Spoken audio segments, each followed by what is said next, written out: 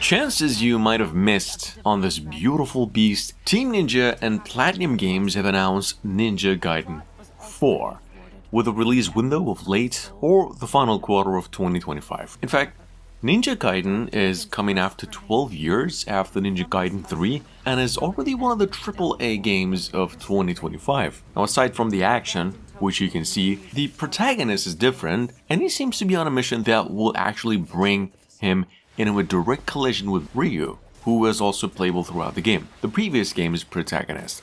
Here's a trailer. As an extra treat, Team Ninja has also dropped the surprise remaster of Ninja Gaiden 2. No escape.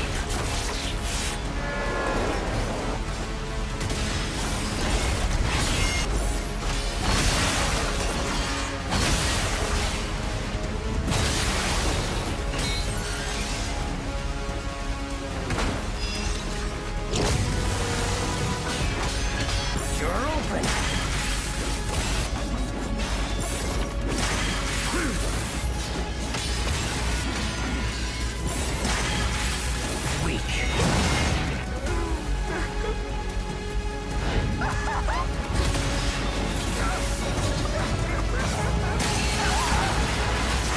This is it.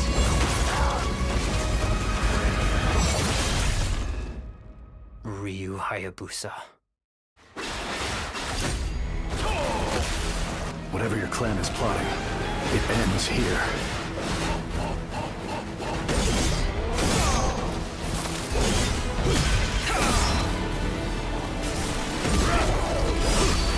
So you've come, Raven. Back off, Hayabusa. I will execute my mission.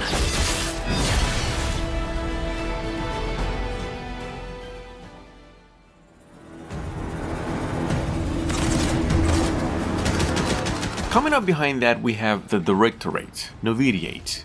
First off, currently slated for early access release on PC with a date to be announced. If you're into action RPGs with a supernatural theme to it or twist, this one's definitely on my own radar. It's a third-person classic that blends supernatural intrigue with urban life, in which you step into the shoes of a young woman who, after dropping out of college, becomes entangled with the dark syndicate known as the Directorate.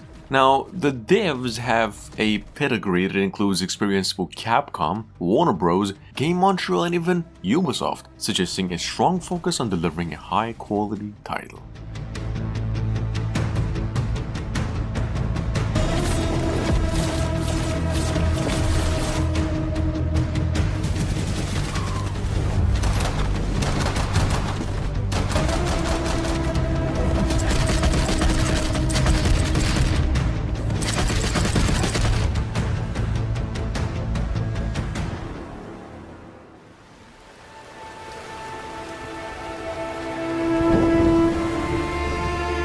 Number 3 is Among the Trolls. I'm not sure, I think we mentioned it before. This is a first-person survival game that takes you deep into Finland's wilderness.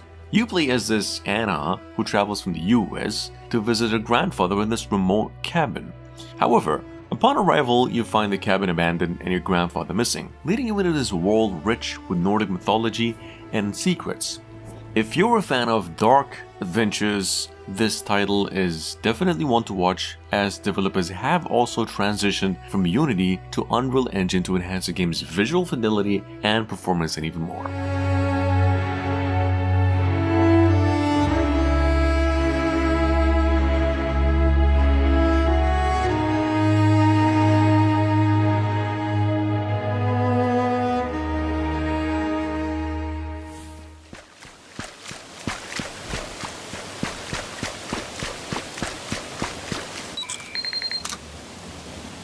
Coming up behind that, we have a indie work here going by the name As Time Surrenders. Now, first off, this is a stealth action game from the creators of No Sun to Worship, and in this game you live through a desolate part of the world as a man carrying a mysterious canister, driven by this purpose only he understands. Now, the gameplay emphasizes, of course, stealth mechanics requiring you to crawl, crouch, sneak, and shoot. Is definitely inspired by the Metal Gear series, and it is currently in development, eventually coming to PCs only, possibly by the end of the year.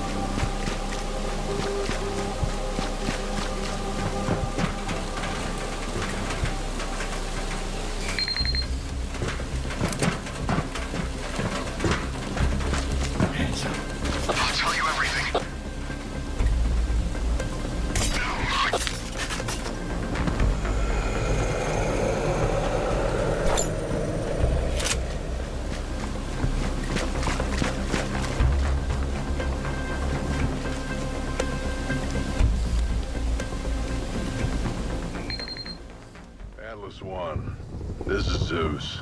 Wake up, soldiers.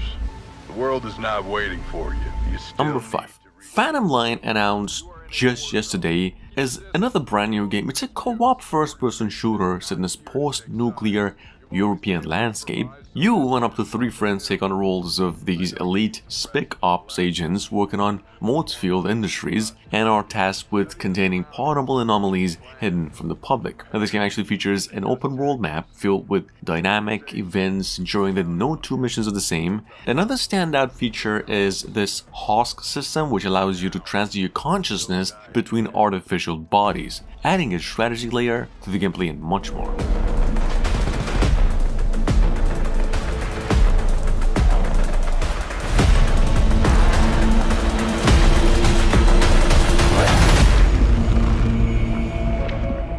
Wake up, soldiers.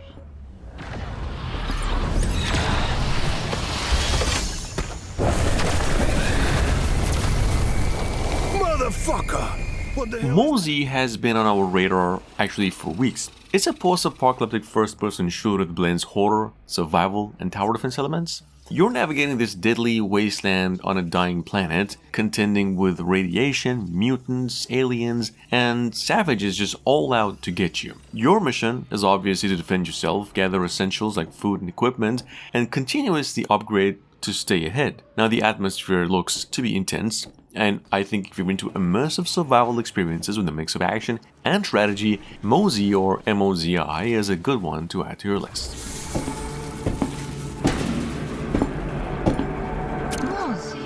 What if we paint the Ark turquoise?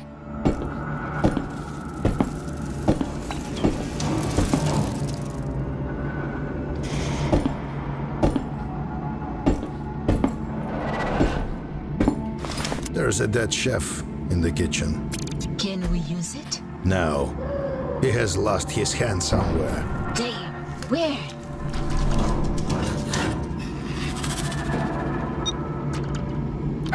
He cooked it with vegetables. I don't know, Alan. There's no hand.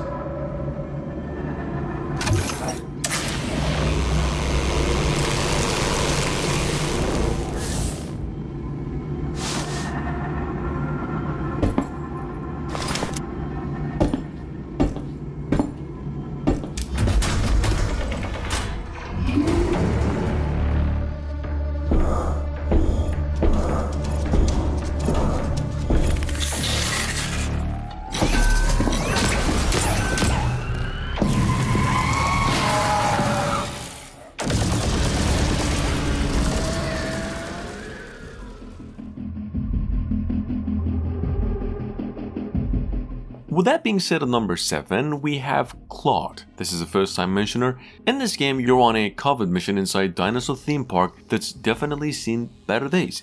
Now, crawling with prehistoric predators and survival is anything but guaranteed. You're gonna be scavenging for resources, solving puzzles and navigating through different biomes from underground tunnels to much tighter areas, and the atmosphere looks to be intense, with danger lurking around every corner. It's almost a horror game.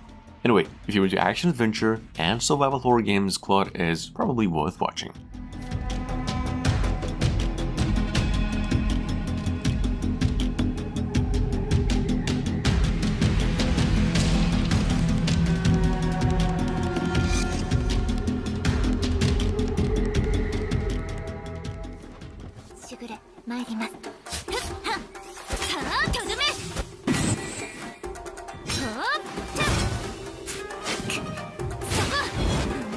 Moving on to number 8, we've got Yasha, Legends of the Demon Blade, which brings all the action, intrigue, and chaos you'd expect from a game set in feudal Japan. With 3 heroes offering their own combat styles, developers have promised that there'll never be a dull moment. You get to chop your way through demons, master your blade game, and gather souls to craft more abilities, kinda like the Onimusha. And between upgrading the weapons, discovering recipes, and surviving, you will have a wild ride where every death makes you stronger. If you're into roguelikes, fantasy, and good challenge, Yasha here is one to keep an eye out when it hits this April 24th.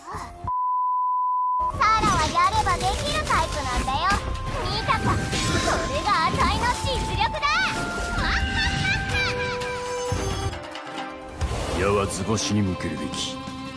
武芸は乱世に使うべき。竹虎、ここに参上。へっはっはっはっ。狙いは定めた。ひゃはっひゃっはっ。祭りか。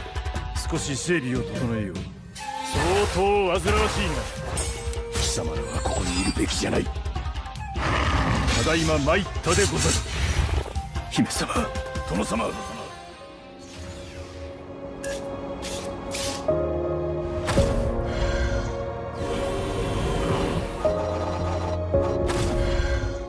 Number 9. StarRupture is a 4-player co-op survival base building game which is set on a dangerous planet, and you play as this prisoner forced to build factories for industrial corporations. In fact, it's not just that, the real challenge comes from defending the base that you're living against other raiders and surviving the planet's harsh environments. The world is also then constantly reborn after each star induces catastrophe. It's that kind of a planet that you're living on.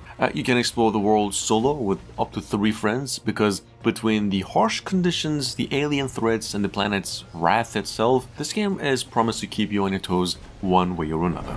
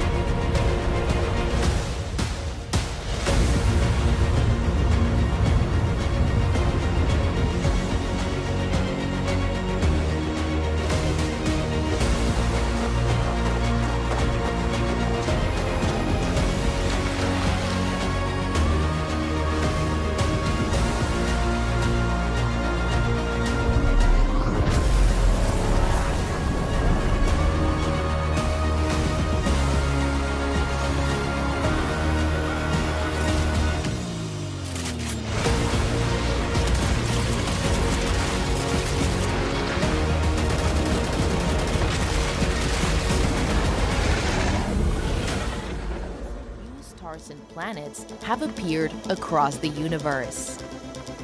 The No Man's Sky Worlds Part 2 update is here, and it's another massive release in recent history. This thing is pushing the boundaries of what this space adventure game offered previously. You're getting new solar systems, gas giants to dwarf anything you've seen, biomes, and even really deep oceans. The lighting overhaul is much better, and reactive water and bizarre new creatures do add even more life to the game. Plus, there is a huge quest that ties together years of development, making it feel like everything's been leading to this. Honestly, considering this game's rocky launch a few years ago, it's pretty wild to see how far and how well it's come.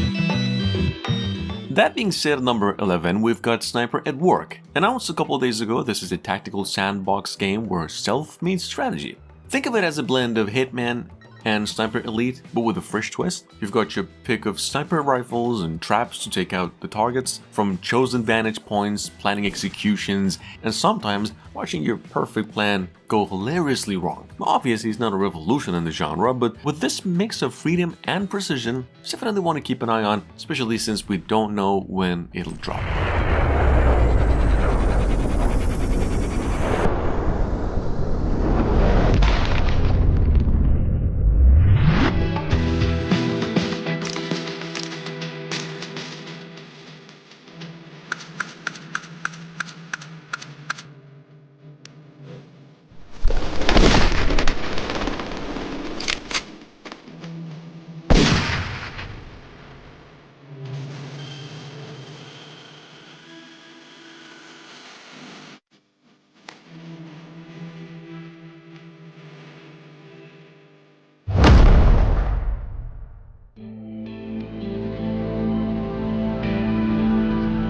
At number 12, we've got Over the Hill, which is actually an off-road exploration game that takes you back to the golden age of off-roading with iconic vehicles from the 60s to the 80s. It's supposed to offer a laid-back, free-roam experience, and the minimalist art style and cozy atmosphere do really make it a refreshing change from hardcore motorsport games and series. So yeah, whether you're a fan of just off-roading or simply looking for a relaxing game to unwind, Over the Hill's emphasis on exploration and discovery combined with its really good visuals do make it a title to look forward to.